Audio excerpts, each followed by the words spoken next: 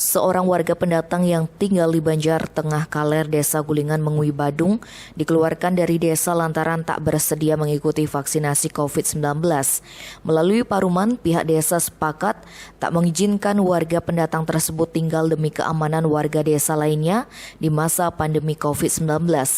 Namun Duktang bernama Romo Ferry Wahyudi Satria Wibowo menolak keputusan dan memilih mengadu ke Polres Badung.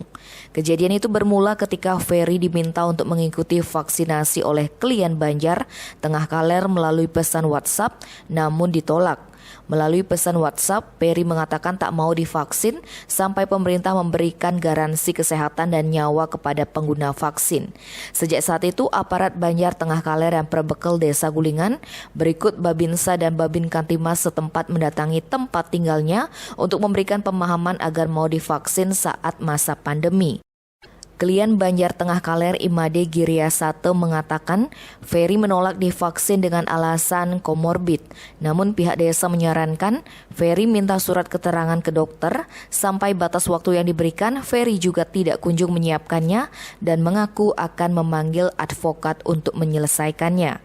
Karena terus ditolak, pihak desa menggelar paruman yang diikuti klien Banjar Tengah Kaler, berbekal Desa Gulingan, Babinsa dan Babin Kantimas, pecalang dan warga desa.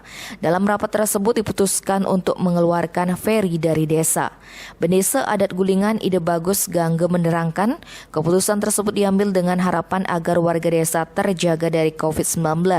Selain itu, yang bersangkutan merupakan penduduk pendatang berKTP Sempidi.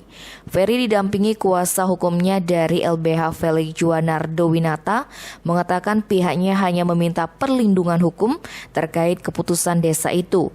Pihaknya mengaku desa tidak bisa mengeluarkannya lantaran dia memiliki SHM dan AJB dari tanah di rumahnya. Selain itu, Ferry juga menyangkal menolak untuk divaksin. Dia hanya meminta pemerintah menjamin nyawa dan keselamatannya jika divaksin. Tim Bali Express melaporkan.